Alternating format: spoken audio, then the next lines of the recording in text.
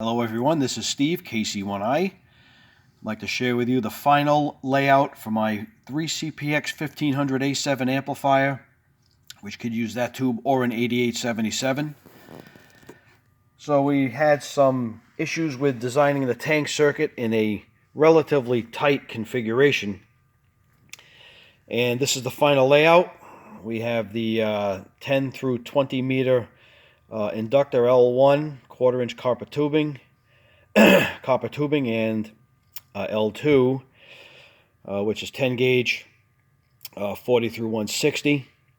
We switch in capacitance on 160 meters on the antenna or load side, as well as capacitance on 80 meters on the antenna or load side. And then on 160 meters, we switch in about 160 picofarad from that doorknob that's mounted on the front chassis there to pad the plate side a little bit. So it's been a project. Needless to say, I'm pretty much all set with this side of the amplifier. As far as the control circuitry, we put a voltage divider on that power supply right there, which powers the that is a 12 volt power supply, which controls a lot of the meter lighting and some of the relays and such. And as well as the other side of that supply is 5 volts, which supplies the filaments. It's a regulated 5 volts. And we can adjust that from 5 to 5.5, which the CPX tube uses 5.5 on the filament. 8877 would be 5 volts. So we could tailor that voltage to accommodate either valve. 8.2 volt Zener diode. Pretty straight up, no big deal. And our QSK relay sequencing board, which I purchased as a kit, and built that board, and it seems to work fine. This amp is set up for QSK. Once that cube relay is gone, I need to configure a circuit for solid state switching.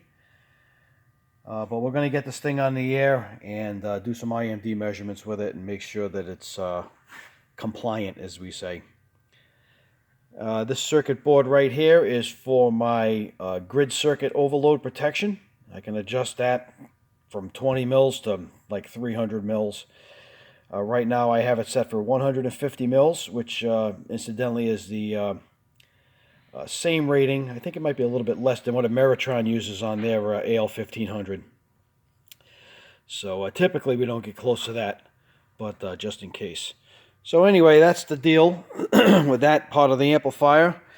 The tuning controls are all digital readouts using 10-turn trimmer pots with gear drives representing a turns counter, which is basically just a variable voltage divider, and a couple of very nice programmable meters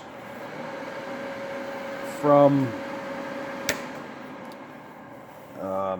Galco Electric. These are True Meter APMs, and they work out pretty well. I wish they were a little bit more shielded, but they'll be fine. So that's the whole thing in a nutshell right now. We're going to get it mounted up in the chassis, and we'll see how she reacts. So anyway, KC1i, thanks for listening.